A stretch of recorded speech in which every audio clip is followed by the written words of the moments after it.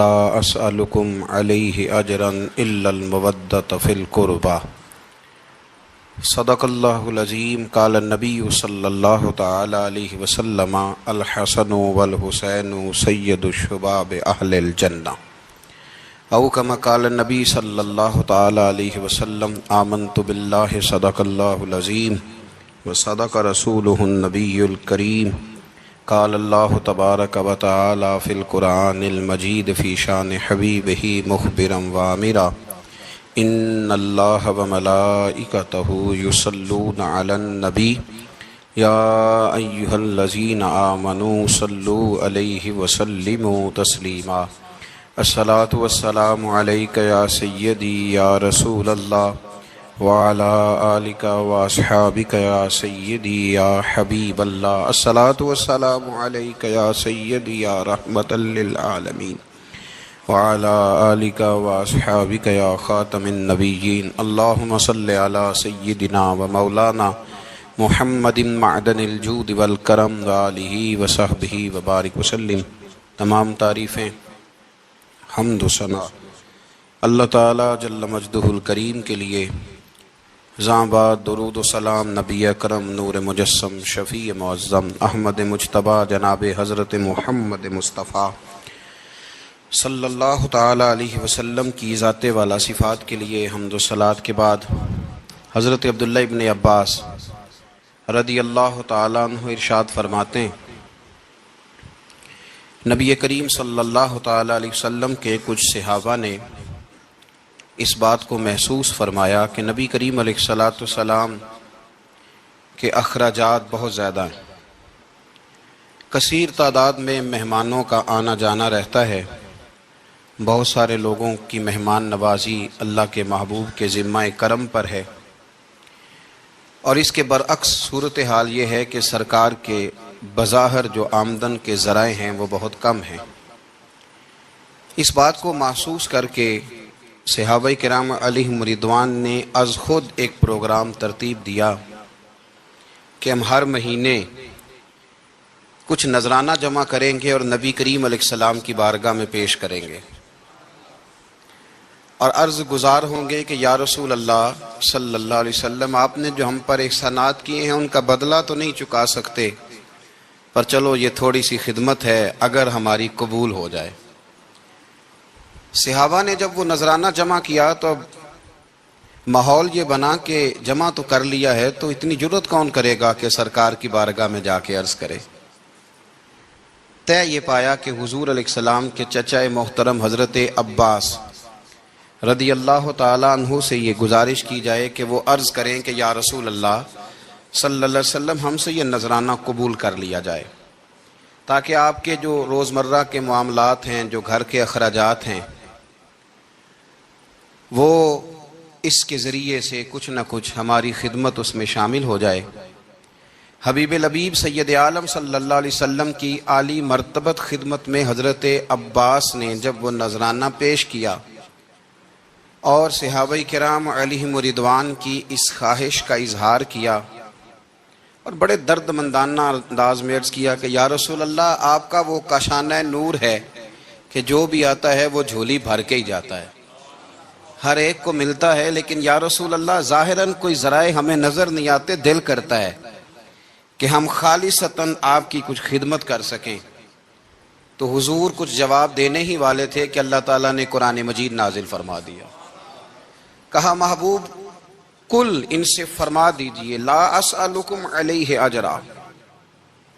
گویا طائف میں پتھر کھانے سے لے کر احد میں دانت شہید کرانے تک میں نے تمہارے لیے بڑا کچھ کیا ہے، پر میں تم سے کوئی اجر نہیں مانگتا۔ میں نے تمہارے لیے بڑا کچھ سہا ہے، پر میں تم سے کوئی سوال نہیں کرتا۔ ہاں اگر کچھ کرنا ہے نا تو الا المودۃ فی القربى، میرے جو قریبی ہیں نا ان سے پیار کرتے رہنا، ان سے پیار کرنا۔ یا رسول اللہ وہ کون ہے؟ تو نبی پاک نے فرمایا علی، فاطمہ اور ان دونوں کی اولاد، ان سے پیار کرتے رہنا.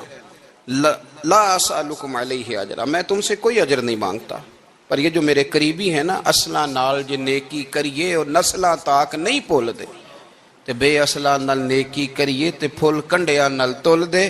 ان سے پیار کرنا.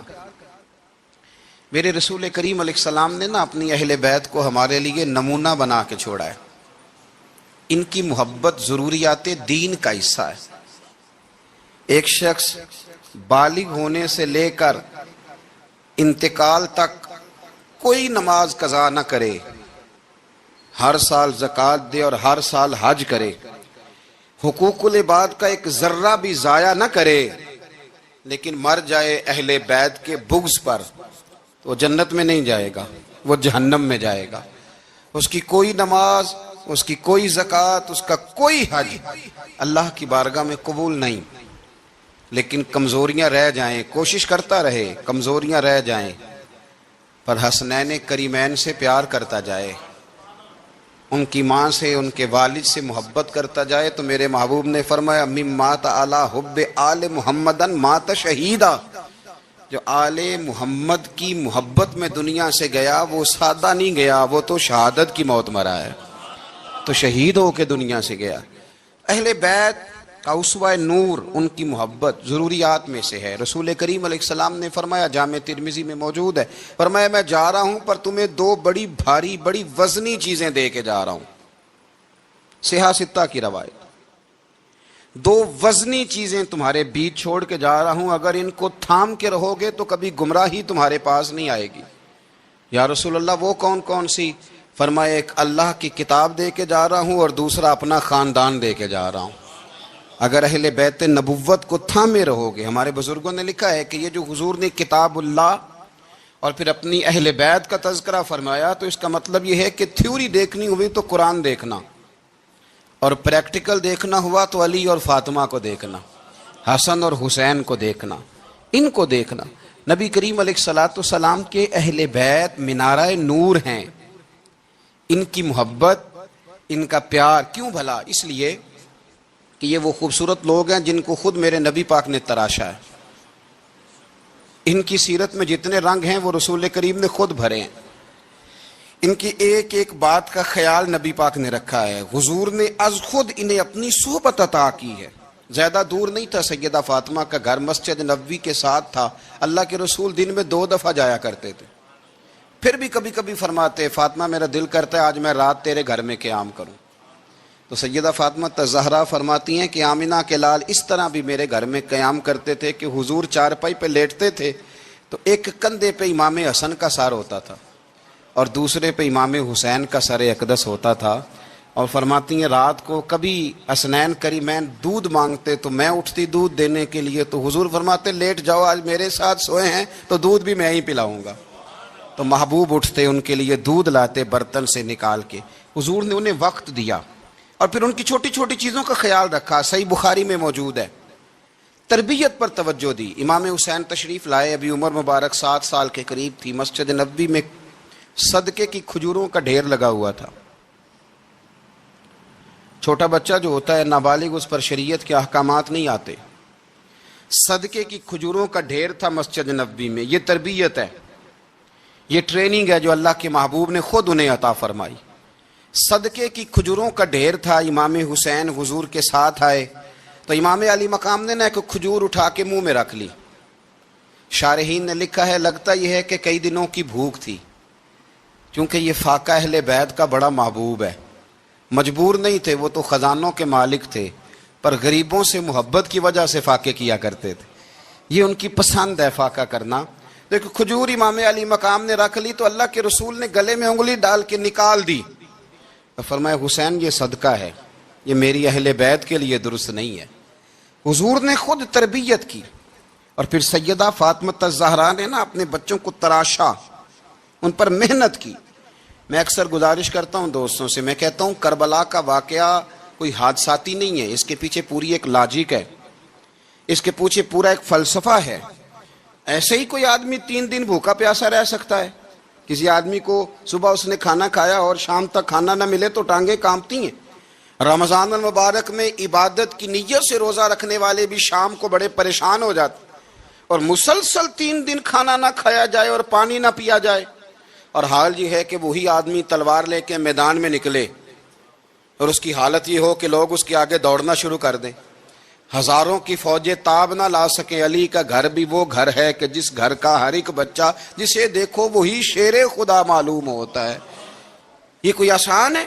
اس کے پیچھے پوری ایک اس کے پیچھے فلسفہ ہے۔ امام راضی کی تفسیر کبیر دیکھیے گا، امام راضی کہتے ہیں کہ سیدہ فاطمہ الزہرا رضی اللہ تعالی عنہ کے دونوں شہزادے حسنین کریمین بیمار ہو گئے تو سیدہ نے منت مانگی کہ بچوں کو شفا ہوگی تو 3 روزے رکھوں گی۔ شفا ہو گئی، روزے بھی رکھ لیے، اور جب مولا علی شیر خدا روزہ رکھنے کے لیے بیدار ہوئے، سیدہ فاطمہ الزہرا بیدار ہوئی تو امام حسن اور حسین بھی اٹھ گئے، 7-8 سال کی عمر، اماں جی ہم نے بھی رکھنا ہے۔ صبح کھجور اور دودھ سے روزہ رکھ لیا گیا۔ عین افطاری کے وقت مولا علی کہتے ہیں فاقے چل رہے تھے، کہیں سے میں جوں لایا تھوڑے سے، سیدہ فاطمہ الزہرا نے پیس کر روٹیاں پکائیں۔ وہ وقت جو بڑا مشکل ہوتا ہے افطار کا، کہتے ہیں اس وقت جب کھانے کے لیے بالکل ہاتھ آگے بڑھنے لگے اور امید تھی کہ ابھی سیدنا بلال اللہ اکبر کہیں گے تو روزہ کھلے گا، لیکن ابھی چند ہی منٹ رہتے تھے کہ دروازے پر ایک فقیر نے صدا دی، کہنے لگا سارے مدینے کے دروازے کھٹکھٹا آیا ہوں، قحط ہے، فاقہ ہے، اے رسول اللہ کے خاندان والو، میں یتیم ہوں، کسی نے بتایا ہے کہ اور کوئی دروازہ کھلے نہ کھلے سیدہ کا دروازہ تیرے لیے ضرور کھلے گا، کیا یتیم کو روٹی ملے گی؟ تو حضرت مولا علی نے بچوں کی طرف دیکھا ہی تھا کہ امام حسن ساری روٹیاں جا کے دروازے پہ دے آئے، کھجور اور پانی سے افطار ہو گیا۔ صبح پھر کھجور اور دودھ سے روزہ رکھا۔ امام راضی کہتے ہیں عین وہ وقت جب افطار کا ٹائم آیا تو پھر دروازے پہ کسی نے صدا دی، کہا اے رسول اللہ کے خاندان والوں میں مسکین ہوں، رات سے روٹی کھائی ہے، نہ صبح کھا سکا نہ دوپہر، کسی نے بتایا ہے کہ اس دروازے سے خالی کوئی نہیں جاتا۔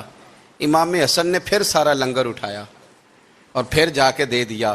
تیسرا دن پھر ہوا، مجھے لگتا ہے کہ جب افطار کا ٹائم آیا ہوگا نا تو یہ خود ہی سارے دروازے پہ دیکھتے ہوں گے، یہ کوئی آیا نہیں لینے والا ابھی تک، لگتا ہے کہ نظریں دروازے پہ تھیں۔ عین افطار کے وقت 3 روٹیاں جب جوں کی پک کے آئی تو ایک بھکاری نے صدا دی، کہنے لگا میں قیدی ہوں، آج ہی قید سے رہائی ملی ہے، پہلے دن کسی کے دروازے پہ صدا دی ہے روٹی ملے گی۔ امام حسن وہ کھانا دے کے واپس لوٹے، کھجور اور پانی سے افطار ہوا، اور جیسے ہی مسجد نبوی میں تینوں باپ بیٹا نماز پڑھنے گئے تو مولا علی کہتے مجھے بتانا نہیں پڑا، رسول کریم نے میری طرف دیکھ کے فرمایا علی تیرا، فاطمہ کا، حسن اور حسین کا 3 دن والا عمل خدا کو بھی بڑا پسند آیا ہے اور محمد مصطفیٰ کو بھی بڑا پسند آیا، وہ بڑا پسندیدہ عمل۔ میں کہتا ہوں کہ حضرت فاطمہ نے نا ان کی تربیت پہلے ہی کر دی تھی، 3 دن بغیر افطار کے روزہ رکھنے کی، وہ ٹریننگ گھر سے ہو چکی تھی۔ اب میدان کربلا میں 3 دن بھوکا پیاسا رہنا ان کے لیے مشکل نہیں تھا، وہ تو ان بچوں کے لیے مشکل ہوتا ہے جو کھانا دیر سے پکنے سے برتن توڑنے شروع کر دیتے، وہ بچے بلیک میل ہوتے ہیں جن کو ایک وقت ان کے پسند کا کھانا نہ ملے تو وہ گھر میں جو ہے وہ ادھم شروع کر دیتے ہیں، جن کی ماں نے عادت ڈالی ہو کہ بیٹا 3 دن بھوکے پیاسا رہنا ہوا تو رہ لینا، لیکن کسی بھی باطل کے ساتھ کمپرومائز نہ کرنا، ان کے لیے اتنا مشکل نہیں تھا۔ ان کی تربیت ہوئی، ان کی ٹریننگ ہوئی، پھر اللہ نے ان کی سیرت میں رنگ بھرے، ان کے کردار میں حسن آیا، وقار آیا۔ حضرت امیر معاویہ رضی اللہ تعالی عنہ نے ایک شخص کو بھیجا مدینہ منورہ شام سے، تو اس نے کہا میں نے امام حسین سے ملنا ہے، تعارف کیا ہے؟ جناب امیر معاویہ فرمانے لگے مسجد نبوی میں جانا جس کے گرد لوگ سب سے زیادہ ادب سے بیٹھے ہوں اور جس کی باتیں سب سے زیادہ میٹھی ہوں اور جس کی نظریں سب سے زیادہ جھکی ہوں اور جس کے چہرے پر تمہیں سب سے زیادہ وقار نظر آئے وہی علی کے بیٹے حسین ہوں گے۔ جو سب سے زیادہ تمہیں وہاں ماحول کے اندر جو شخص نظر آئے، پوچھنے کی ضرورت نہیں پڑے گی، وہ شخص کہتا میں مدینے آیا تو میں نے واقعی ایک شخص کو دیکھا، شہد کے گرد مکھیوں کا اتنا ہجوم نہیں ہوتا جتنا امام حسین کے گرد رسول اللہ کے غلاموں کا ہجوم تھا، لیکن نظریں جھکی ہوئی۔ باتیں میٹھی، لہجہ گداز گداز، لفظوں میں رانائی، اور لوگ کئی باتیں پوچھتے تو علی کے صاحبزادے ایک آدھ جملہ بولتے تو لگتا یہ کہ وہ جملہ سیدھا دل میں اترتا چلا جاتا ہے۔ امام علی مقام کے کردار میں نا کچھ باتیں بڑی زیادہ تھیں، بہت زیادہ تھیں، بڑا حسن تھا۔ ایک بات تو یہ تھی، امام حسین رضی اللہ تعالیٰ عنہ کا علم و فضل بڑا کمال کا تھا۔ ایک دفعہ صحابہ میں مسئلہ بن گیا کہ بچہ پیدا ہوتا ہے تو اس کا وظیفہ کیسے لگانا ہے۔ امام حسین کا علم و فضل بتا رہا ہوں، علم و فضل، تو بات بڑی پیچیدہ ہو گئی۔ حضرت عبداللہ ابن زبیر کے پاس لوگ آئے، کہنے لگے کہ آپ بڑے صاحب علم و فضل ہیں، آپ نے حضور علیہ الصلوۃ والسلام کے ساتھ وقت گزارا ہے، تو مسئلے کو حل کریں کہ بچہ پیدا ہونے کے بعد حکومت اگر وظیفہ لگائے گی تو کب لگائے گی۔ جب بحث طول پکڑ گئی، مسئلہ حل نہیں ہوتا تھا، تو حضرت عبداللہ ابن زبیر کہنے لگے ہم سے نہیں حل ہوگا، ایک بندہ ہے جس کے سینے میں رسول اللہ صلی اللہ تعالی علیہ وسلم کے نور نبوت کا فیضان ہے، وہ یہ مسئلہ حل کریں گے۔ تو کہا وہ کون سے؟ آپ فرمانے لگے جب ہم سے مسائل حل نہیں ہوتے تو ہم ان کے علم سے فائدہ اٹھاتے ہیں۔ کہا کون ہے؟ کہا جناب امام حسین۔ تو لوگ حضرت امام حسین کے پاس گئے، کہ حضرت یہ ایک مسئلہ الجھ گیا ہے کہ بچہ پیدا ہو تو وظیفہ کب لگانا ہے۔ فرمایا الجھنے والی بات ہی کوئی نہیں، پیدا ہونے کے بعد جب وہ پہلی دفعہ آواز نکالے تو اس کا وظیفہ لگا دو۔ اس کا مطلب یہ ہے کہ وہ دنیا میں آ گیا ہے، اس نے اپنے آنے کا اظہار کر دیا ہے، اعلان کر دیا ہے، اب اس کا وظیفہ لگا دو۔ تو اس پر پھر صحابہ کا اتفاق ہو گیا۔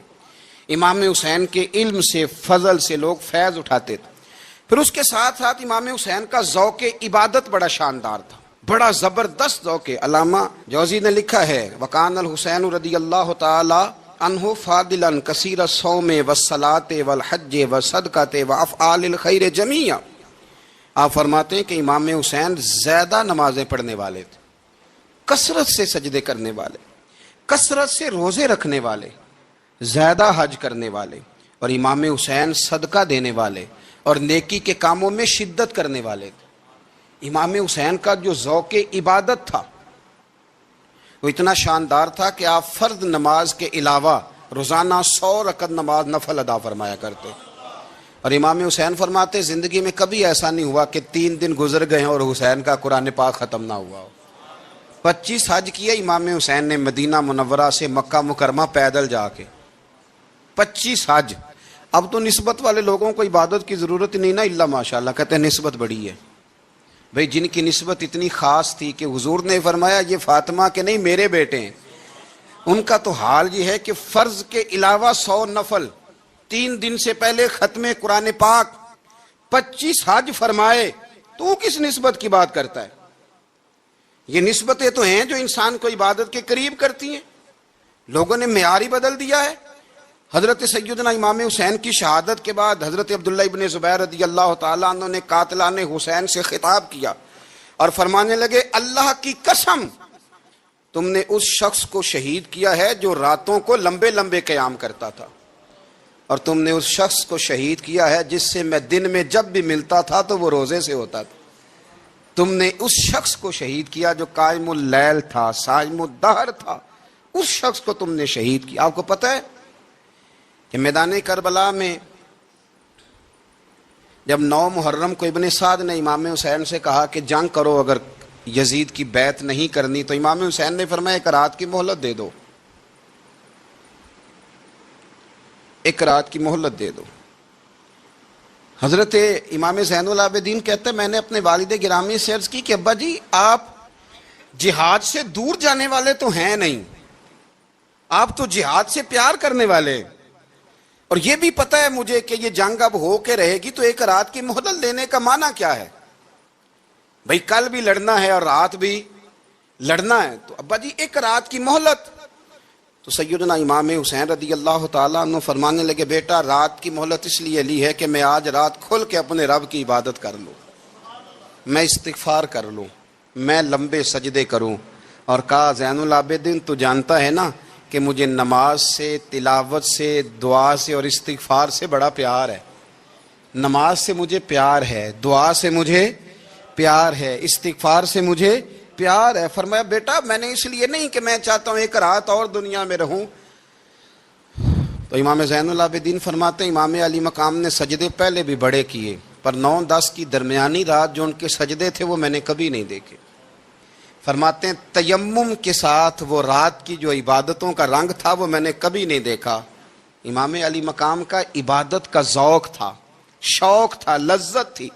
آپ یقین کریں ایسے ایسے عجیب بہانے ہم لوگوں کہتے ہیں میرا نماز میں دل نہیں لگتا، تو میں کہتا ہوں تیرا گپ شپ میں کس طرح لگتا ہے،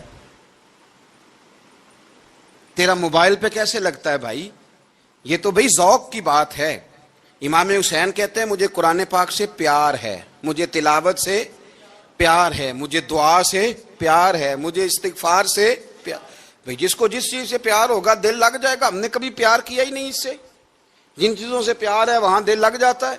یہ ایک بہانہ ہے، ورنہ کثرت سے عبادت کرنا، ذوق پیدا کرنا، یہ تو اہل اللہ کا طریقہ ہے۔ والذین یبیتون لربہم سجدا وقیاما، رب کے بندوں کی علامت یہ ہے کہ وہ راتیں سجدے اور قیام میں گزار دیتے ہیں۔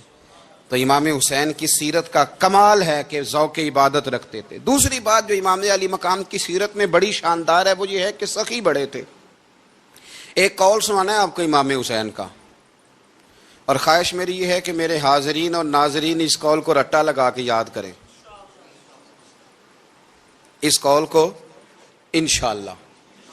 یہ قول جو امام حسین کا ہے نا جی، یہ جس دن مجھے ملا تھا نا تو میں نے بھی رٹا لگا کے یاد کیا تھا، اور میرے پاس جتنی ڈائریاں ہیں شاید میں نے سب میں لکھا ہے۔ امام علی مقام رضی اللہ تعالیٰ عنہ فرماتے تھے اللہ کی رضا کے لیے کسی شخص کی ایک حاجت پوری کر دینا 1 مہینہ مسجد میں اعتکاف کرنے سے زیادہ درجہ رکھتا ہے۔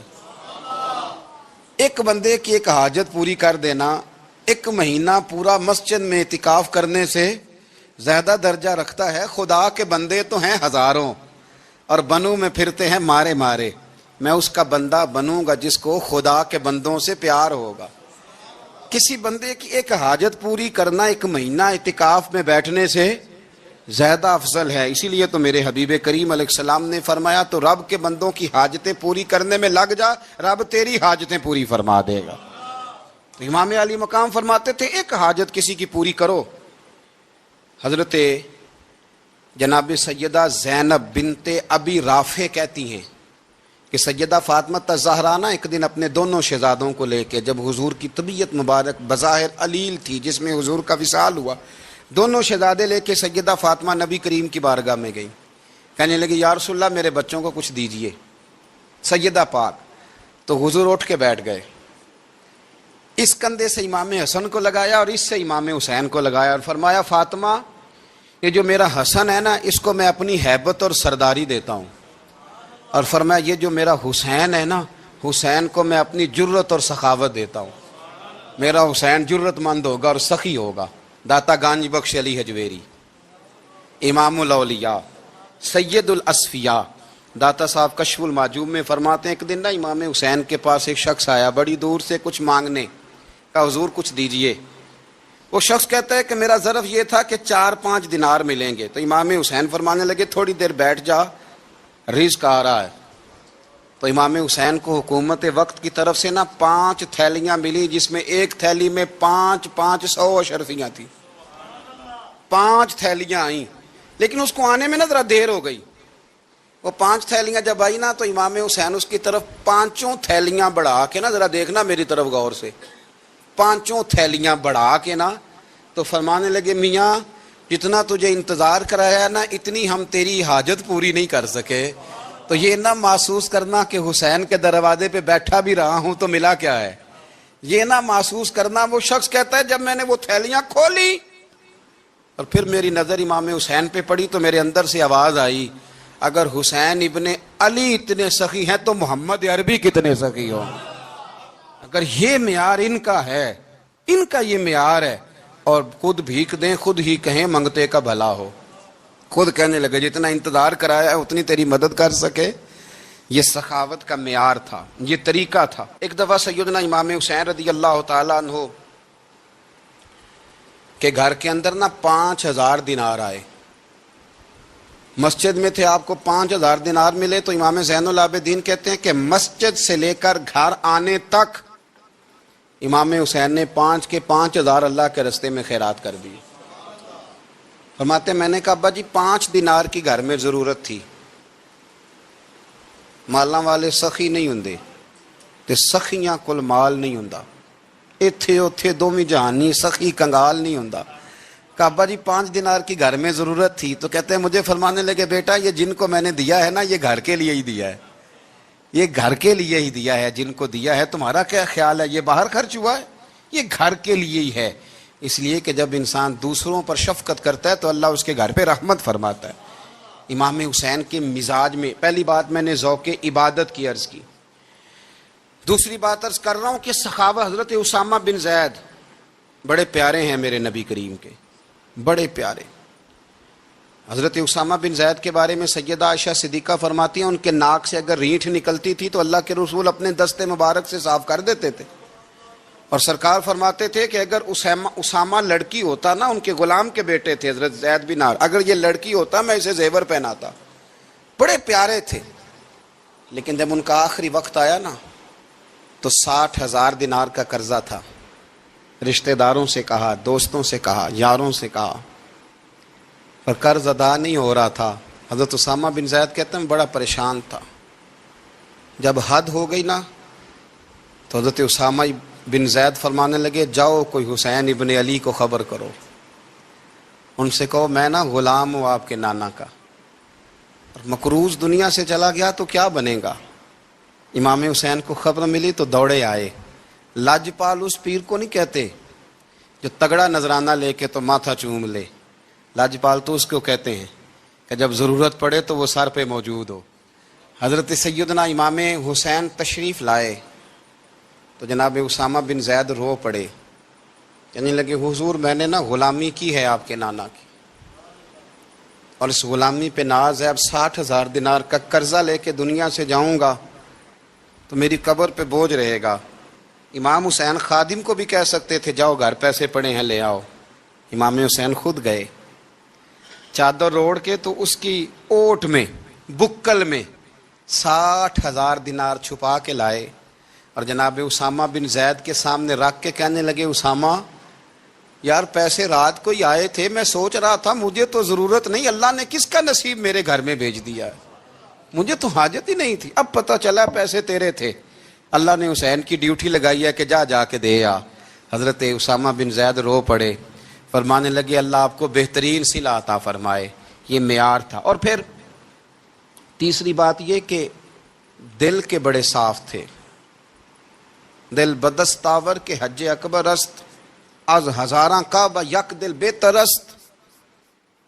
شیخ سعدی کہتے ہیں کہ درویش کہتے ہیں کہ کسی کا دل رکھ لینا نا، دل راضی کر دینا کعبے کا 1000 بار حج کرنے سے بہتر ہے۔ دل بدستاور کے حج اکبر است، کسی کا دل راضی کرنا حج اکبر ہے۔ امام بڑا ہی پیار کرتے تھے، گھوڑے پہ جا رہے تھے، کچھ فقیر غریب لوگ بیٹھ کے روٹی کھا رہے تھے، کہاں رہے تھے؟ سڑک کے کنارے۔ تو امام زین العابدین فرماتے ہیں کہ جب امام حسین گزرے تو انہوں نے آواز دی حضور دل کرتا ہے ہمارے ساتھ بیٹھ کے روٹی کھائیں۔ کائنات کے مالک و مختار کے نواسے اور دنیا کے سب سے بڑے شہزادے گھوڑے سے اترے اور غریبوں کے ساتھ سڑک پہ بیٹھ گئے، روٹی کھانے لگے اور دیر تک کھاتے رہے، اور جب فارغ ہو گئے تو فرمانے لگے کھانے کی ضرورت بھی نہیں تھی، حاجت بھی نہیں تھی، پر تم نے آواز دی تو دل رکھنے کو بیٹھ گیا تھا، اگر اجازت دے تو چلا جاؤں۔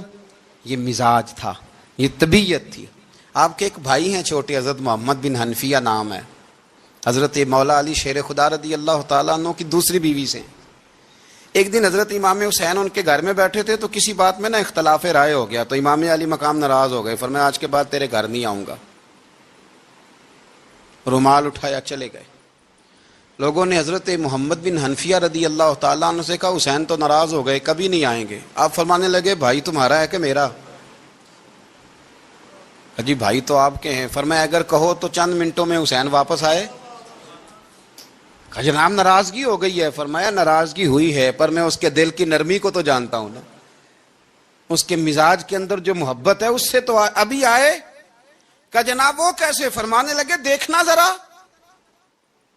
تو امام حسین نے خط لکھا، حضرت محمد بن حنفیہ نے رکا لکھا، کہنے لگے حسین میرے باپ کا نام بھی علی ہے اور آپ کے باپ کا نام بھی علی ہے، پر ایک فضیلت ایسی ہے جس میں میں آپ کا مقابلہ نہیں کر سکتا، وہ یہ ہے کہ آپ سیدہ فاطمہ الزہرا کے لال ہیں، آپ محمد مصطفیٰ علیہ السلام کے نواسے ہیں۔ کہنے لگے بھائی جان آپ نے نانا جان کی وہ حدیث تو سنی ہوگی کہ دو لوگ ناراض ہو جائیں تو جو صلح پہلے کرے جنت میں پہلے جائے گا۔ فرمانے لگے دل میرا کر رہا تھا کہ پہلے صلح کر لوں، لیکن پھر بڑے بھائی کو پشت کروں گا جنت میں جاتے ہوئے، یہ بھی تو بے ادبی ہے نا۔ اب خط میں نے لکھ دیا ہے، آپ کا جو ارادہ ہو۔ امام حسین نے خط پڑھا تو آنکھوں میں آنسو آ گئے، پھر سے رومال اٹھایا، بچے پوچھنے لگے کہاں جا رہے ہیں؟ کہا بھائی کے گھر جا رہا ہوں۔ کہا آپ تو ناراض تھے؟ فرمایا تھا ناراض پر ہے تو میرا بھائی نا، ہو گئی بات ختم۔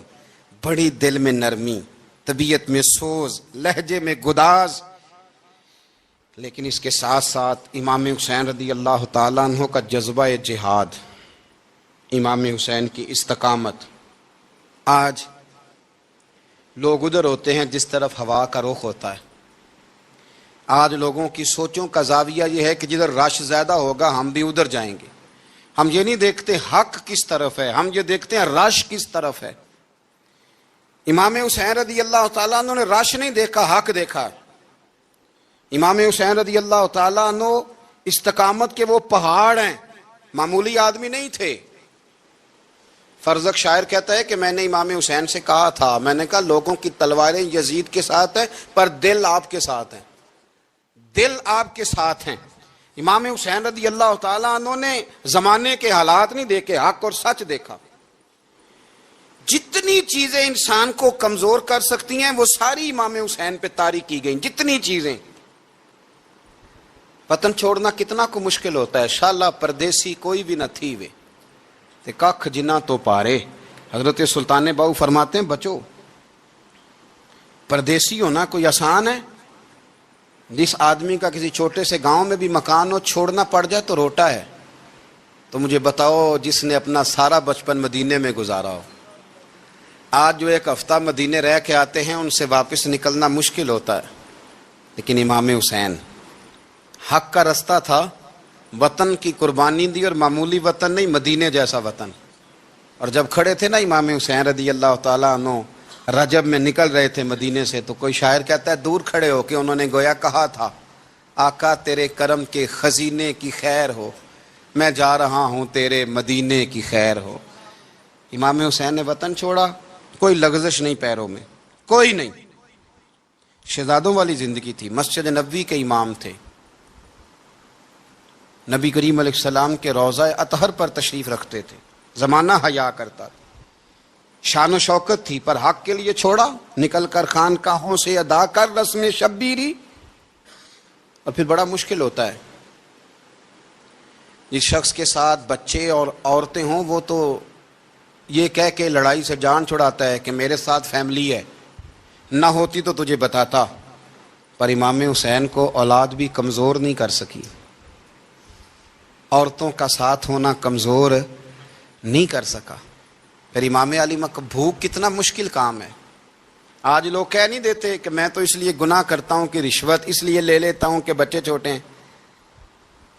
10 دنوں کی کم و بیش سفر، 3 دنوں کی بھوک اور پیاس، پر حق کے رستے میں امام حسین کو کوئی چیز کمزور نہیں کر سکی۔ اور پھر وہ جتنی باتیں لوگ کہہ سکتے تھے وہ ساری کہیں گئیں، ساری۔ اور آ کے عرض کرنے لگا حضور یہ کوئی معمولی دشمن نہیں، یہ وہ ظالم ہیں جو لاشوں پہ بھی گھوڑے دوڑا دیتے ہیں۔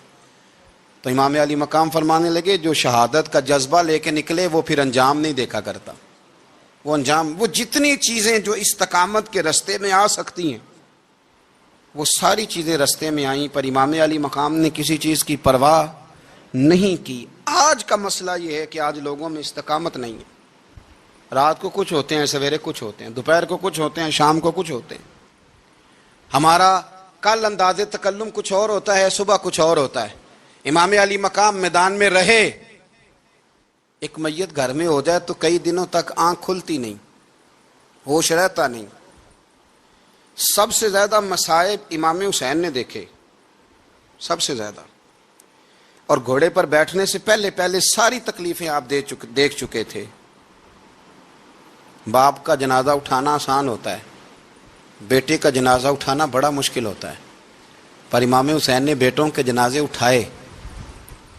حضرت علی اصغر کی لاش کو امام حسین نے اپنے دست مبارک سے دفن کیا، اور جناب علی اکبر کی میت کو جب آپ اٹھا کے لا رہے تھے تو سیدہ زینب فرماتی ہیں کہ مجھے یوں کبھی لگتا تھا حسین کا قد بڑا ہے اور کبھی لگتا تھا علی اکبر کا قد بڑا ہے، اور فرماتی ہیں کہ پھر حضرت قاسم بن حسن کو بھی وہ اٹھا کے لائے، اور جناب عباس کے وجود سے الگ ہونے والے بازو انہوں نے لا کے حضرت عباس کے وجود کے ساتھ بھی رکھے۔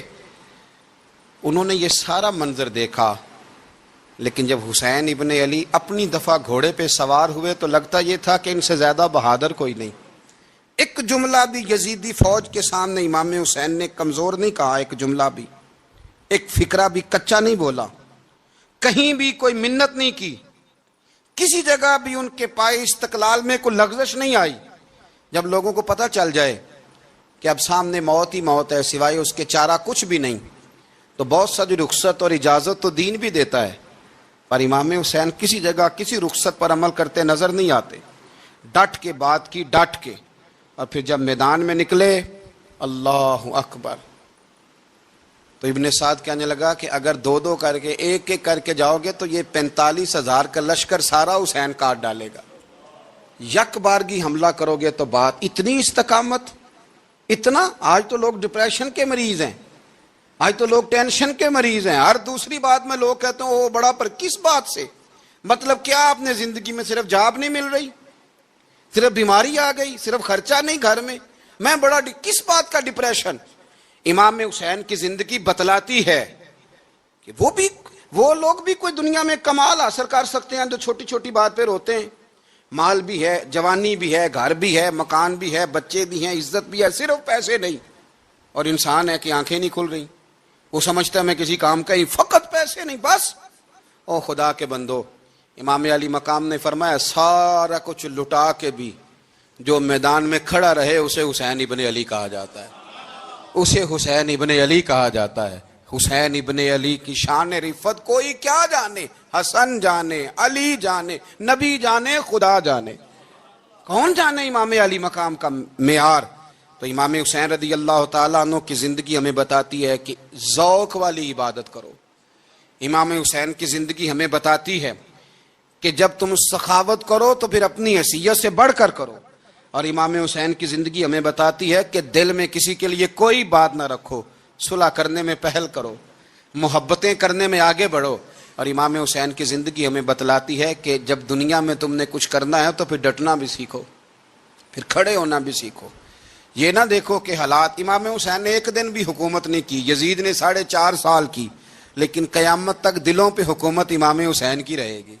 خدیجۃ الکبریٰ رضی اللہ تعالیٰ عنہ فرماتی ہیں کہ بڑا پیار کیا نبی پاک علیہ السلام نے حضرت فاطمہ سے، چھوٹی تھی نا۔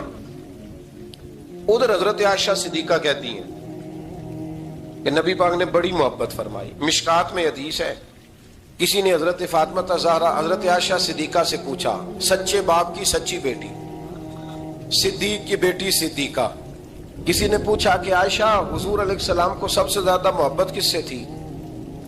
تو حضرت عائشہ فرمانے لگی پوچھنے والی بات ہی کوئی نہیں، حضور سب سے زیادہ سیدہ فاطمہ سے پیار کرتے تھے۔ تو کہا پھر یہ بتائیں کہ مردوں میں حضور کو سب سے زیادہ پیار کس سے تھا؟ فرمایا یہ بھی پوچھنے والی کوئی بات نہیں، فاطمہ کے شوہر مولا علی سے۔ یہ حضرت عائشہ صدیقہ بیان کرتی ہیں ان کے شوہر سے۔ اب لوگ نا ترازو لے کے بیٹھے رہتے ہیں اور تولتے رہتے ہیں۔ پیر سید فیض الحسن شاہ صاحب آلو مہاروی رحمت اللہ علیہ، ان کے پاس بھی ایک بندہ چلا گیا تو اس نے کہا جی بتائیں حضرت عائشہ افضل ہے کہ حضرت فاطمہ؟ تو آپ فرمانے لگے تجھے یہ سوال ہی نہیں کرنا چاہیے تھا، اس لیے کہ تیرے اور میرے پاس کوئی ترازو موجود ہے۔ اس نے کہا جی نہیں آپ بتائیں، بتانا پڑے گا۔ آپ فرمانے لگے نہیں بتاتا، کہنے لگا نہیں بتائیں، فرمانے لگے چل میں ایک بات بتا دیتا ہوں، فیصلہ گھر جا کے کر لینا۔ اس نے کہا بتائیں۔ آپ فرمانے لگے کہ عائشہ بیٹی ہے ابو بکر صدیق کی اور فاطمہ بیٹی ہے نبی پاک کی۔ تو فرمانے لگے کہ ابو بکر کی جو بیٹی ہے نا وہ نبی پاک کی بیٹی سے افضل نہیں ہو سکتی۔ اور پھر فرمانے لگے کہ فاطمہ زوجہ ہے مولا علی کی اور عائشہ زوجہ ہے مصطفیٰ کریم کی۔ تو فرمانے لگے جو علی کی بیوی ہے وہ نبی کی بیوی سے افضل نہیں ہو سکتی. تو وہ کہنے لگا جی نتیجہ کیا ہے؟ فرمایا گھر جا کے نکال لینا. نتیجہ تو گھر جا کے نکال، یہاں ترازو پکڑ کے نہ بیٹھ. ہاں جو حضرت عائشہ نے کہا اس پر غور کر. حضرت عائشہ خود گواہی دیتی سب سے زیادہ حضور حضرت فاطمہ سے پیار کرتے. چھوٹی عمر تھی تو جناب خدیجہ، ذرا انداز دیکھیے گا بیٹی کی محبت کا. حضرت خدیجہ فرماتی ہیں حضور جب گھر آتے نا تو دروازے پہ کھڑے ہو کے اونچی آواز میں فرماتے السلام علیکم. کہتے ہیں حضور نہ سلام لیتے، میں جواب دیتی اپنے گھر حضور آئے ہیں پر نبی پاک دروازے پہ ہی کھڑے ہیں. فرماتی ہیں کھڑے رہتے حضور، میں پھر تھوڑا ہنستی اور پھر میں کہتی فاطمہ سنتی ہو؟ اماں جی سنتی ہوں. فرمایا تمہارے ابا آ گئے ہیں دروازے پہ. تو فرماتی ہیں جناب فاطمہ وہاں سے دوڑ کے آتی اور رسول کریم کا دروازہ کھولتی، پھر نبی پاک کو انگلی سے پکڑ کے اندر لاتی. فرماتی ہیں جب تک وہ جاتی نہیں اللہ کے رسول دروازے پہ کھڑے رہتے. وہ انگلی پکڑ کے لاتی، پھر رسول کریم انہیں گود میں بٹھا لیتے. فرماتے ہیں وہ چھوٹی چھوٹی باتیں پوچھتی اور حضور ان کے بڑے بڑے جواب دیتے. وہ چھوٹی چھوٹی باتیں، بچپن کی ایک بات لکھی ہے ہمارے محدثین نے. ایک دن چھوٹی عمر میں، بالکل چھوٹی عمر میں حضرت فاطمہ نے پوچھا یا رسول اللہ میں اپنے رب کو کب دیکھوں گی؟ اللہ اکبر، عمر چھوٹی اور بات بڑی کر دی. میں کب دیکھوں گی؟ تو حضور نے فرمایا فاطمہ بڑی جلدی. رب کریم تمہیں جنت میں لے جائے گا اور ساری جنتی عورتوں کی سردار بنائے گا اور پھر میرا رب تجھے اپنا دیدار بھی کرائے گا. تو جناب فاطمہ تو زہرا رضی اللہ تعالیٰ عنہا چھوٹی چھوٹی باتیں کرتی ہیں. حضرت خدیجہ کہتی ہیں جب چلے جاتے نا حضور تو میں پھر بلاتی، میں کہتی ادھر آنا فاطمہ کیا باتیں کر رہی تھی اپنے ابا سے. تو کہتی پھر وہ مجھے بتاتی بھی اور راضی بھی ہوتی. یہ سلسلہ آخر تک چلا. یہ حضرت فاطمہ سے راز کی باتیں کرنا حضور کا آخر تک چلا. بخاری مسلم میں حدیث، وہاں راوی حضرت خدیجہ ہے، یہاں راوی حضرت عائشہ صدیقہ ہے. جناب عائشہ صدیقہ کہتی ہیں حضور کے وصال ظاہری سے کچھ دن پہلے خود نبی کریم علیہ السلام نے حضرت فاطمہ الزہرا کو بلایا اور جب وہ آئیں تو کہتی ہیں ان کو میں نے آتے دیکھا تو میں نے پھر حضور کو ان کے استقبال کے لیے کھڑے ہوتے بھی دیکھا. پھر حضور نے ان کا ماتھا چوما، جہاں بیٹھے تھے وہاں بٹھایا، پہلو میں بیٹھ گئے اور فرماتی ہیں پھر باپ بیٹی باتیں کرنے لگے. میں کوئی چیز بنا رہی تھی تو جناب عائشہ کہتی ہے میں نے دیکھا کہ حضور نے ان کے کان میں کوئی بات کہی تو جناب فاطمہ رونے لگ گئی. پھر حضور نے کان میں کچھ کہا تو وہ مسکرانے لگی. کہتی ہے حضور وہ بات کر کے تشریف لے گئے، فاطمہ ابھی بیٹھی تھی، میں آئی، میں نے آ کے کہا کہ فاطمہ بتاؤ نبی کریم علیہ الصلوۃ والسلام نے آپ سے کیا کہا؟ کبھی ہنستی تھی کبھی روتی تھی. تو فرمایا حضور نے منع کیا ہے، یہ میرا اور میرے نبی کا راز ہے، میں حضور کی حیات ظاہرہ میں یہ بات کسی کو بتا نہیں سکتی.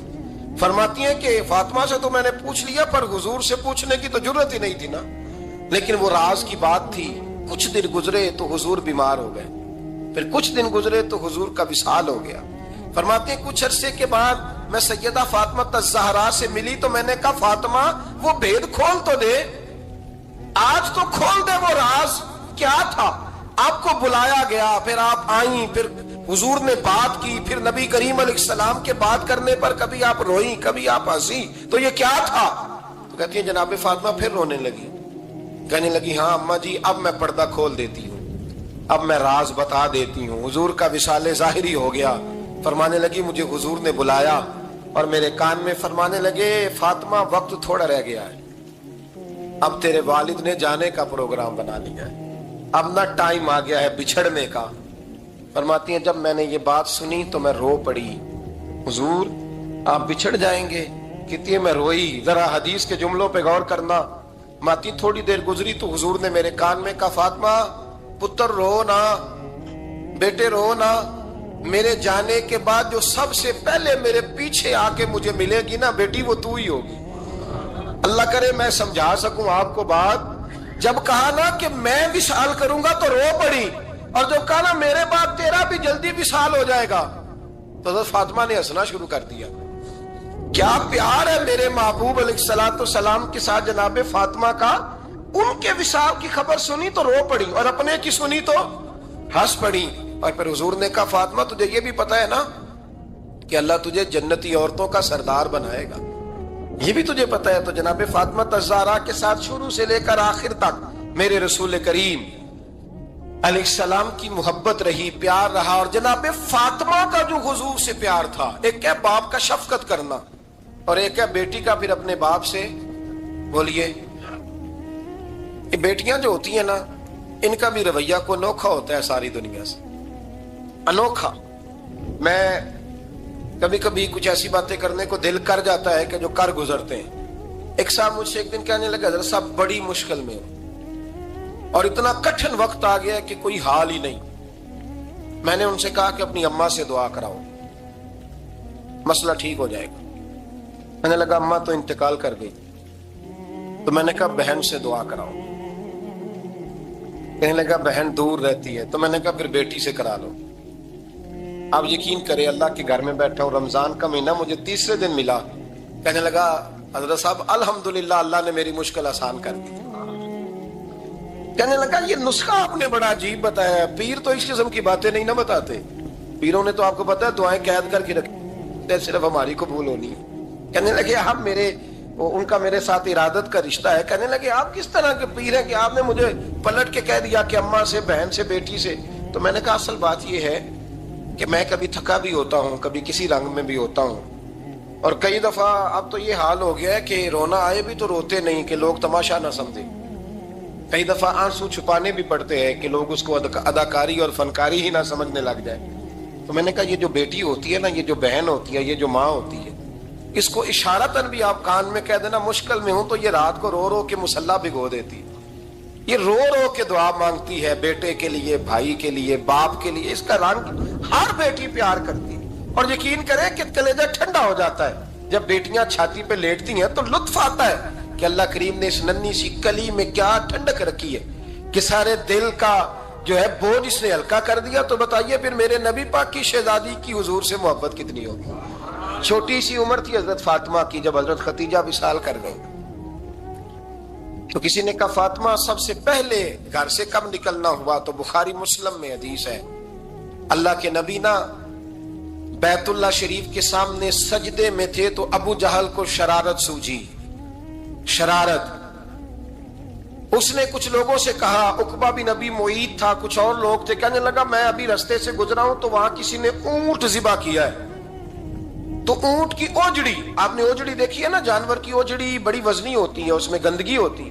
اونٹ کی اوجڑی بڑی وزنی ہوتی تھی. کہنے لگا وہاں اونٹ کی اوجڑی پڑی ہے، وہ دیکھو نبی پاک معاذ اللہ سجدے میں ہے، تو معاذ اللہ ثم معاذ اللہ وہ اونٹ کی اوجڑی اٹھاؤ حضور کی گردن پہ رکھ دو. تھوڑا سا مشکل سے جمعہ پڑھنا پڑ جائے نا، اور تھوڑا سا مشکل سے پڑھانا پڑ جائے تو ہم دین کے بہت بڑے خدمت گزار بن جاتے ہیں. یہ دیکھو سجدے کتنی مشکل سے ہو رہے ہیں، یہ دیکھو سجدے کتنی مشکل سے ہو رہے ہیں، کتنی مشکل سے حضور کے سر انور پر اوجڑی رکھ دی. یہ وہ وقت ہے کہ نہ تو چچا ابو طالب ہیں جو پہنچ جاتے، نہ جناب ختیجہ ہیں جو بندوبست کرتی. تو کسی نے نہ جناب ختیجہ کے دروازے کے سامنے منہ کر کے کہا کہ محبوب کے گھر والوں حضور کے سر اقدس پر اوجڑی رکھ دی ہے کسی، اور حضور سر اقدس اٹھاتے ہیں تو تکلیف محسوس کرتے ہیں. جناب فاطمہ کہتی پہلا دیہڑا تھا جب میں چہرے پہ کپڑا ڈال کے نہ تو اپنے بابا کے لیے نکلی. فرماتی پہلا دن تھا، میں حرم کعبہ میں پہنچی، حضور کو سجدے میں دیکھا تو چھوٹے چھوٹے ہاتھوں سے میں نے اوجڑی نیچے گرائی. حضور بولے کچھ نہیں، نہ میں نے کوئی بات کی. میں نے حضور کی انگلی کو تھاما اور میں کنویں پہ لے آئی. حضور بھی نہیں بولے. جناب سیدہ فرماتی میں بھی نہیں بولی. حضور بیٹھ گئے اور میں کنویں سے پانی نکالنے لگی. میں حضور کی زلفیں دھوتی جاتی اور حضور روتے جاتے، زلفیں دھوتی جاتی اور حضور روتے جاتے. پھر حضرت فاطمہ نے جب حضور کی زلفیں دھو لی تو ہاتھ اٹھائے، کہا اللہ کہ جنہوں نے میرے بابا کو تکلیف دی ہے نا ان کو برباد کر دے. میں رات روایت پڑھ رہا تھا مشکات سے تو میں حیران ہو رہا تھا کہ یہ عجیب منظر ہے، یہ عجیب منظر ہے کہ جب طائف والے پتھر مارے اور نبی کریم علیہ السلام سے حضرت زید بن حارثہ کہ حضور دعا کریں یہ تباہ ہو جائے، تو نبی پاک کہ نہیں زید میں نے نہیں ان کے لیے تباہی کی دعا کرنی، یہ نہیں ٹھیک ہوتے تو ہو سکتا ہے ان کی نسلیں ٹھیک ہو جائیں. اور جب احد میں وہ لوگ پتھر مار کے دانت شہید کر دیں حضرت ابو بکر صدیق جیسی ٹھنڈی طبیعت کا آدمی عرض کرے حضور دعا کریں یہ تباہ ہو جائے، تو حضور نے فرمایا اللہم اہدی قومی فإنہم لا یعلمون، یا اللہ میری قوم کو ہدایت دے، یہ جانتے نہیں یہ کیا کر رہے ہیں۔ حضور نے کبھی بھی کسی کے لیے دعائے ضرر نہ فرمائی، لیکن آج یہ عجیب منظر ہے، شاید یہ واحد وہ وقت ہے کہ جناب فاطمہ الزہرا نے جب کہا نا کہ اے اللہ انہیں برباد کر دے، انہوں نے آج میرے والد کو تکلیف دی ہے، حضرت فاطمہ کی دعا سن کے تو حضور نے بھی ہاتھ اٹھائے، کہا اے اللہ جیسے میری بیٹی کہتی ہے نا ویسے ہی کر دے، اللہ کر دے انہیں برباد، فاطمہ جیسے کہتی ہے ویسے، اللہ کرے آپ کو سمجھ آئے میری بات کہ وہاں جہاں شدید تکلیف دی گئی وہاں حضور نے کسی کے لیے ایسی دعا، اور یہاں فرمایا اللہ جیسے فاطمہ کہتی ہے ویسے، اللہ اکبر۔ حضرت عبداللہ ابن مسعود کہتے ہیں کہ وہ دعا بھی میں نے سنی، اور پھر میں نے ان سب لوگوں کو جن کے لیے جناب سیدہ نے دعا کی تھی ان سب کو پھر میں نے بدر میں کٹتے ہوئے بھی دیکھا، میں نے ان کی لاشوں پر گھوڑے چلتے ہوئے بھی دیکھے، پھر میں نے دیکھا کہ صحابہ انہیں گھسیٹ کر کنووں میں ڈال رہے تھے، میں غور سے دیکھ رہا تھا اور ان کے چہرے پہچان رہا تھا، تو مجھ سے کسی نے کہا عبداللہ تم کیا غور کر رہے ہو؟ تو میں نے کہا میں غور کر رہا ہوں یہ وہی ہیں سارے جن کے لیے سیدہ فاطمہ نے دعا کی تھی کہ یہ برباد ہو جائے، یہ وہی ہے میرے رسول کریم علیہ السلام کی ہر تکلیف کو جناب فاطمہ نے اپنی تکلیف سمجھا، ہر تکلیف کو۔ جب انسان کے دائیں بائیں کچھ لوگ ہوتے ہیں نا اس کے دکھ بھی سمجھنے والے، سکھ سمجھنے والے لوگوں کی تعداد لمبی چوڑی ہوتی ہے۔ ہمارے زمانے میں ہمارے ہر آدمی کے ساتھ ذاتی مطالبات ہیں، ذاتی، تو جب تک وہ میرا مطالبہ پورا کرتا رہتا ہے میرا اس سے پیار رہتا ہے، اور جب وہ میری خواہشات پوری کرنی چھوڑ دیتا ہے پھر میرا اس سے کوئی رشتہ نہیں رہتا۔ میرے عزیز حضرت فاطمہ الزہرا کا کمال یہ ہے کہ انہوں نے میرے محبوب کا دکھوں میں ساتھ دیا، حضور کی تکلیف پر وہ تکلیف میں آتی، پریشان ہوتی۔ یہاں سے بات چلی 4-5 سال عمر مبارک تھی، حضرت فاطمہ کی کل عمر 29 سال ہوئی ہے۔ حضور کی عادت مبارکہ تھی جب سفر پہ تشریف لے جاتے تھے تو سب سے آخر میں سیدہ فاطمہ کے گھر جاتے، واپس آتے تو سب سے پہلے سیدہ فاطمہ کے گھر جاتے۔ مولا علی کہتے ہیں ایک دن میں نے عجیب نظارہ دیکھا، نبی کریم علیہ السلام سفر سے واپس آنے والے تھے، میں نے حضرت فاطمہ کو اطلاع دی کہ حضور آج پہنچ جائیں گے، تو انہوں نے گھر سارا صاف کیا، سجایا، سوارا، کھانا پکایا، لیکن فرماتی ہیں جیسے ہی حضور اندر داخل ہوئے نا گھر کے، جناب فاطمہ نے حضور کا چہرہ دیکھا تو ہاتھ پکڑ کے چومنے لگی، اور کہتے ہیں جب انہوں نے سر اٹھایا تو ان کا چہرہ سارا آنسوؤں سے بھرا ہوا تھا۔ رسول کریم نے بیٹی کے سر پہ ہاتھ رکھا، بٹھا لیا، فرمایا فاطمہ بیٹے رونے والی تو بات کوئی نہیں تھی، کیوں رو پڑی ہو؟ تو عرض کرنے لگی محبوبہ میں بچپن سے دیکھ رہی ہوں محنت کرتے، جد و جہد کرتے، مشقت کرتے، یا رسول اللہ آج آپ آئے ہیں تو آپ کے چہرے پر تھکاوٹ کے آثار ہیں، حضور وجود تھکا ہوا ہے۔ یا رسول اللہ میں نے ساری زندگی آپ کو کام کرتے دیکھا ہے، مدینے والے حبیب مجھے بتا تو صحیح کام کب تک کرنا ہے؟ کوئی وقت آئے گا جب آپ کی کمر بھی بستر سے لگے، کوئی ٹائم آئے گا آپ گھر میں بیٹھیں من پسند غذائیں کھائیں، حضور کب تک یہ جد و جہد کرنی ہے، کب تک یہ کام ہوگا؟ جناب فاطمہ فرماتی حضور نے میرے آنسو پونچھے۔ مولا کائنات شیر خدا فرماتے ہیں نبی کریم علیہ السلام فرمانے لگے فاطمہ تیرے باپ کی ڈیوٹیاں بڑی زیادہ ہیں، جب تک دنیا کے آخری کونے تک دین نہیں پہنچ جاتا، اور جب تک اینٹیں اور پتھر بھی میرے دین کا پیغام سن نہیں لیتے اتنی دیر تک تیرا باپ جد و جہد کرتا ہی رہے گا۔ یہ بڑا مشکل کام ہے، یہ دین کا سفر، یہ دین کی جد و جہد، یہ دین کی تھکاوٹ، آپ اپنی مرضی نہیں کر پاتے، لوگ اپنی مرضی کے ساتھ جی نہیں پاتے جو اس رستے کے مسافر ہوتے ہیں، وہ دین کی پراپرٹی ہوتے ہیں، انہیں دین کے مطابق چلنا پڑتا ہے۔ تو جناب فاطمہ نے وہ سارے رنگ دیکھے رسول کریم علیہ السلام کی حیات مبارکہ کے، پھر یہ ساری کیفیت جب دیکھی نا کہ حضور اتنی محنت کرتے ہیں، تو پھر جناب فاطمہ کو میرے نبی کی امت سے پیار بڑا ہو گیا صلی اللہ ہو، سمجھیے گا اس بات کو، امت مسلمہ سے حضرت فاطمہ کو بڑا۔ امام حسن کہتے ہیں میری اماں سارے کام کرتی تھی گھر کے، اب تو شہزادے ہیں نا ہمارے بچے، کام اور بچی، یعنی بچی میکے سے واپس آتی ہے تو سب سے بڑا دکھڑا یہ سناتی ہے کہ وہ کام بڑا کراتے ہیں، यही है ना दुखड़ा? हाँ ना तो करें। सबसे बड़ा दुखड़ा क्या है? पता नहीं क्या चलवा लेते कहीं, या कुछ चक्की नहीं पिसवा लेते, पता नहीं कौन सा ऐसा काम है। और मैं, आप नाराज ना हो जाना, मैं भी बेटी का बाप हूं, मैं भी बहनों का भाई हूं, मैं भी इस बात को समझता हूं, लेकिन एक बात जहन में रखना, तो ये बात नहीं है कोई करने वाली कि सारे बच्ची के माँ बाप जमा होके पहुंच जाते हैं, हमारी बच्ची जी काम बड़े करती है। मसलन क्या करती है, क्या करती है वो? आओ मैं बताऊं मेरे मुस्तफा की बेटी क्या करती थी। मैंने सैकड़ों दफा ये बात की है और मेरा दिल करता है रोजाना करूं, फिर करता हूं। दुनिया में कोई इतना गरीब है जिसकी बेटी इतना काम करे कि हाथों पे छाले पड़ जाए? है कोई इतना गरीब तो उठ के बताए कि मेरी बेटी ससुराल में इतना काम करती है कि छाले पड़ जाते? मैं दिखाता हूं, मेरे रसूल की शहजादी को छाले पड़ जाते।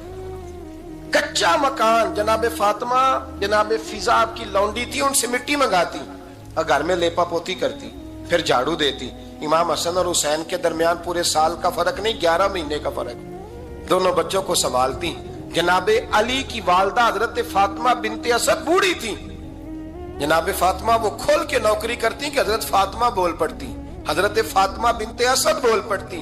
कहती बेटे फातिमा मेरा इतना ना ख्याल रखा कर, तेरे अपने भी बच्चे हैं। जनाबे फातिमा फरमाती आप सिर्फ अली की माँ तो नहीं ना, आप मेरी भी तो माँ है ना। यहाँ बीबियां फलसफा बयान करती हैं, वो कहती हैं जी किस हदीस में आया है सास ससुर की खिदमत फर्ज है? मैंने कहा किसी में भी नहीं आया। हम क्या कह रहे हैं, किसी में भी नहीं आया, लेकिन ये तो आया है ना कि शौहर राजी हो तो अल्लाह राजी रहता है। तो अगर शौहर माँ बाप की खिदमत से राजी होता है तो करो खिदमत, इसको तो राजी करना है ना, इस पर तो तवज्जो दो। हजरत फातिमा फिर चक्की पीसती। चक्की चक्की ये आसान जुमला नहीं कह जाते हम, सुन लेते हैं आप। चक्की पीस कर, जौ पीस कर उसका आटा बनाना, फिर बच्चों के लिए खाना पकाना। फिर एक दिन कहने लगे अली आपकी आमदन थोड़ी है, खर्चे ज्यादा, चरखा नहीं ला देते। फातिमा क्या करोगी? फरमाया थोड़ा सा सूद बना लिया करूंगी, तुम बेच आया करना। चलो मैं थोड़ा हाथ बटाऊंगी। ये सारी ड्यूटियां करके हजरत हसन फरमाते हैं फिर इज्जत वाले रसूल की इज्जत वाली बेटी, फिर शानों वाले नबी की शानों वाली बेटी, फिर पाक महबूब की पाक शहजादी, सारी ड्यूटियां करके रात को मौला अली से कहती अगर आप इजाजत दें तो अल्लाह को राजी ना कर लूं। हजरत अली फरमाते फातिमा जैसे दिल करे। तो इमाम हसन कहते हैं फिर मेरी माँ मुसल्ला बिछा लेती, मुसल्ला, और फिर सारी रात वो नमाज पढ़ती, सारी रात। और फरमाते हैं जब सवेरे हाथ उठाती तो पहली दुआ ये करती ऐ अल्लाह मेरे रसूल की उम्मत पे रहम फरमा, ऐ अल्लाह मेरे रसूल की उम्मत पे रहम फरमा। तो कहते हैं जमाने बीत गए ये दुआ सुनते। तो एक दिन मैं करीब गया तो मैंने कहा अम्मी हुजूर कोई दुआ मेरे लिए भी कर दे, कोई हुसैन के लिए भी कर दें, कोई ज़ैनब के लिए भी कर दें। सारी दुआएं उम्मत मुस्तफा, उम्मत मुस्तफा, उम्मत मुस्तफा। कितना बड़ा जुमला है, कितना बड़ा। शेख मौकी ने लिखा है कितना बड़ा। जनाबे फातिमा फरमाने लगी तेरे लिए भी करती हूँ, हुसैन के लिए भी करती हूँ, ज़ैनब के लिए भी करती हूँ, सबके लिए करती हूँ। पर बेटा याद रखना फातिमा की दुआओं पर पहला हक मेरे रसूल की उम्मत का है। फातिमा की असल में बात बहुत खुशी की सुना दी मैंने आप, लेकिन आप वहीं सुस्त के सुस्त रह गए। ये किसी आम आदमी की दुआ नहीं, पीर साहब की, दरवेश साहब की रटी रटाई दुआ नहीं, ये सैयदा फातिमा की दुआ है। आपको इतना बड़ा खजाना मिल रहा है और आप समझे ही नहीं बात को। हजरत फातिमा फरमाने लगी मेरी दुआओं पर सबसे ज्यादा हक मेरे रसूल की उम्मत का है, तो मैं ये हक हमेशा अदा करती रहूंगी, मैं उन्हें दुआएं हमेशा देती रहूंगी। हजरत फातिमा बड़ा प्यार करती हैं। इमाम हसन कहते हैं कि एक पूरा दिन गुजर गया, खाने को कुछ न मिला। अगली शाम आ गई तो चंद रोटियां खाने में मिली। जौ लाए हजरत अली, जनाबे फातिमा ने पीस के रोटी पकाई। फरमाती हैं सबको खाना खिला दिया तो अपनी रोटी आपने रख ली। जब आप खाना खाने लगी, खाने पर हाथ ही रखा था कि दरवाजे पर किसी ने सदा दी। तो कहते हैं बोलने वाले के लफ्ज बड़े अजीब थे, जिसने सदा दी ना उसके लफ्ज बड़े अजीब थे। कहने लगे और रसूलुल्लाह की बेटी, मैं 2 दिन से फाके में हूं, तो मुझे पता है इस घर से रोटी जरूर मिलेगी। जनाबे फातिमा ने ना खाना उठाया, इमाम हसन को कहने लगी बेटे दे आ। जनाबे हसन कहते हैं मुझे बड़ी तकलीफ हुई, हम सब खाना खा चुके थे, मौला अली भी खा चुके थे, सिर्फ मेरी अम्मा ने नहीं खाया था। माँ और बेटे का प्यार, اور پھر حسن حسین اور سیدہ کا پیار. فرماتے میں نے کہا اماں جی آدھی دے دیتے ہیں, آدھی آپ کھا لیں, پورا دن گزر گیا آپ فاقے سے ہیں. تو کہتے ہیں حضرت فاطمہ نے میرے سر پہ ہاتھ رکھا, پھر میرا ماتھا چوما, کہنے لگی بیٹا تو نے اس کی آواز نہیں نہ سنی جس نے صدا لگائی. اس نے نہ تو علی سے بات کی نہ تیرے ساتھ بات کی, اس نے تو کہا رسول اللہ کی بیٹی. تم نے صدا نہیں نہ سنی, اس کے لفظ کیا ہے, اس نے تو میرے ساتھ بات کی.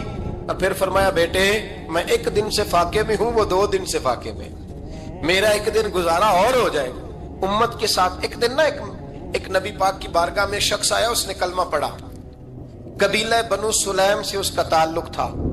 نبی کریم علیہ السلام نے اس سے اس کی مالی حالت پوچھی, تو عرض کرنے لگا یا رسول اللہ صلی اللہ علیہ وسلم میرے قبیلے میں 3000 لوگ ہیں اور سب سے غریب میں ہی ہوں. نبی کریم صلی اللہ تعالی علیہ وسلم نے فرمایا اس کی مدد کرو بھائی. حضرت سعد بن عبادہ اٹھے تو انہوں نے نا اس کو کہا کہ میری اونٹنی باہر کھڑی ہے, تو یہاں سے اٹھ کے چل, میں اونٹنی تجھے دیتا ہوں. مولا علی شیر خدا اسی وقت اٹھے اور آپ نے اپنے سر سے امامہ شریف اتارا, فرمایا میں نے کل ہی خریدا ہے, یہ میں تمہیں تحفے میں دیتا ہوں. حضور نے نا حضرت سلمان فارسی کی ڈیوٹی لگائی, فرمایا اسے سواری بھی مل گئی, کپڑے بھی مل گئے, اس کے کھانے کا بندوبست کر, پتہ کر کس گھر میں کھانا ہے تو لا.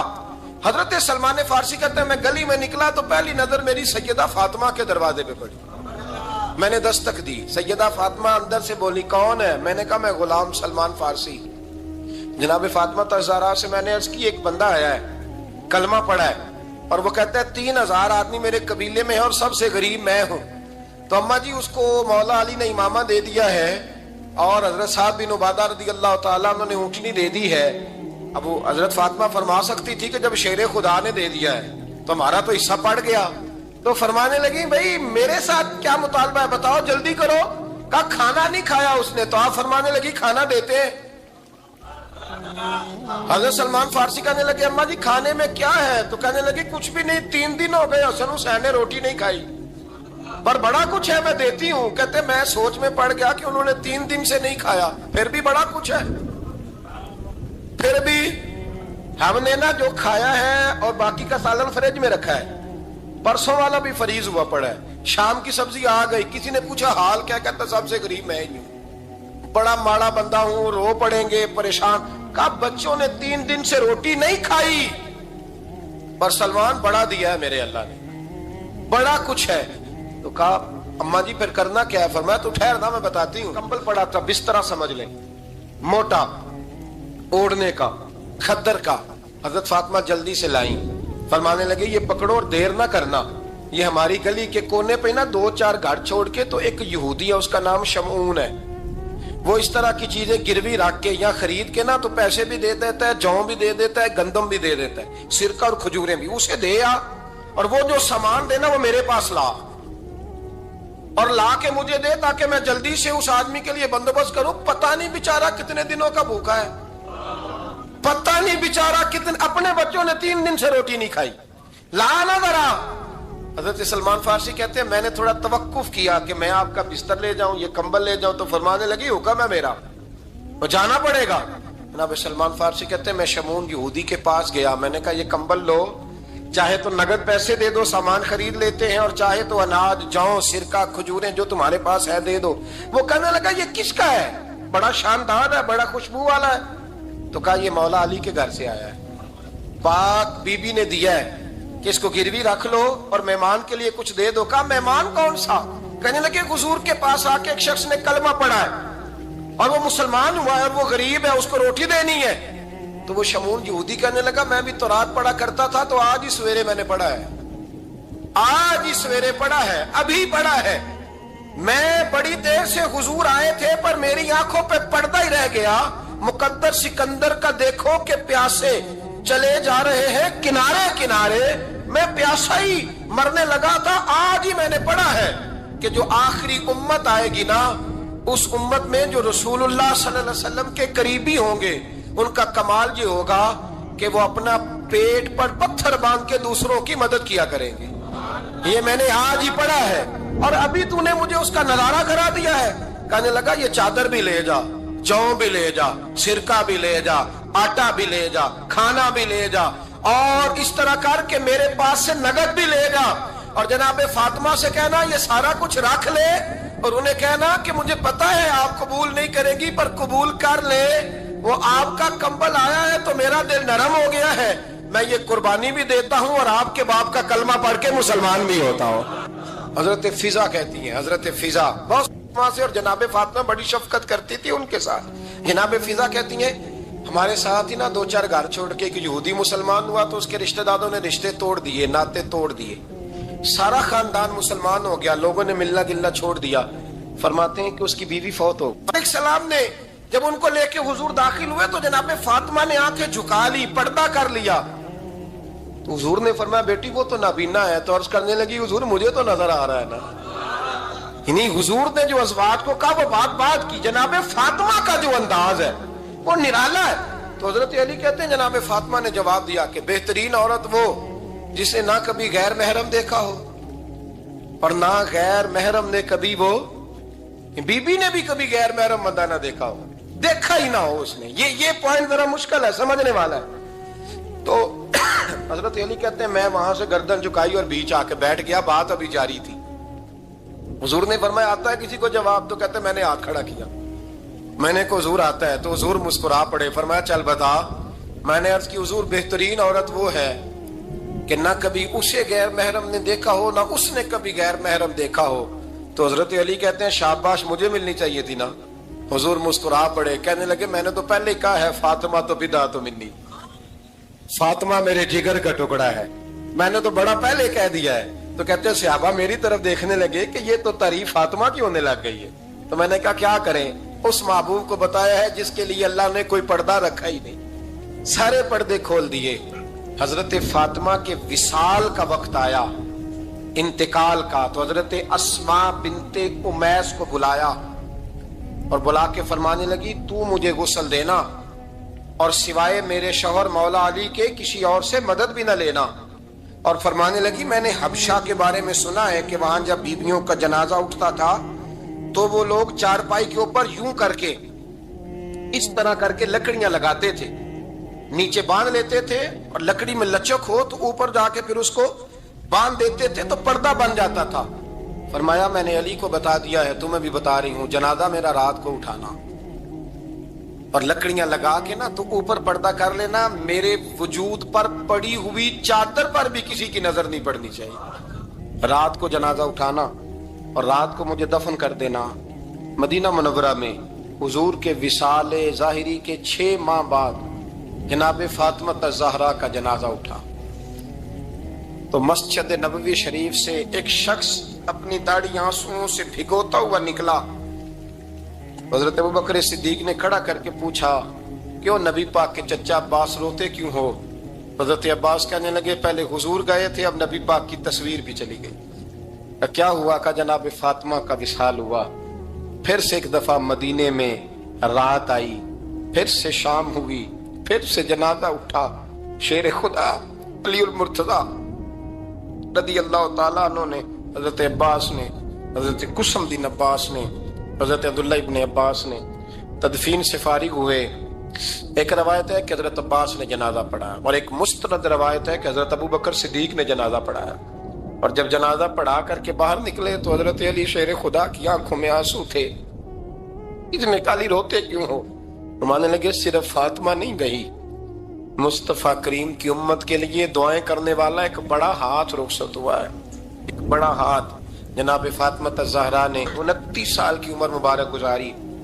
میں نے پہلے بھی ایک دفعہ یہ موضوع بیان کیا تھا تو میں نے بات کر دی تھی، کیونکہ میں نے نہیں کی، وہ بات کسی اور کی ہے، کرنی بڑی ضروری ہے۔ علامہ اقبال کہنے لگے، اسرار بے خودی میں لکھنے لگے کہ فاطمہ جو تو نے کیا ہے وہ کوئی نہیں کر سکتا۔ اقبال کہنے لگے فاطمہ جب تجھے دیکھتا ہوں نا تڑپ اٹھتا ہوں۔ کہنے لگے اے فاطمہ میرے رسول کریم نے نا میرے پاؤں میں شریعت کی زنجیریں باندھ دی ہیں، اگر مجھے شریعت منع نہ کرتی، حضور پابند نہ کرتے تو میں کعبے کا طواف نہ کرتا، تیری قبر کا طواف کرتا۔ امام حسین کی رہے گی اس لیے کہ ان میں استقامت تھی۔ امام حسین کے ساتھ اس وقت 72 لوگ تھے، لیکن آج کائنات کا ذرہ ذرہ امام حسین کے ساتھ ہے۔ اس کا مطلب ہے وقت لگتا ہے، نظریہ غالب آ ہی جایا کرتا ہے۔ تو استقامت والی زندگی گزاریں. اللہ تعالی ہمیں ان کے فیوز و برکات عطا فرمائے. آخر دعوانا ان الحمد للہ رب العالمین.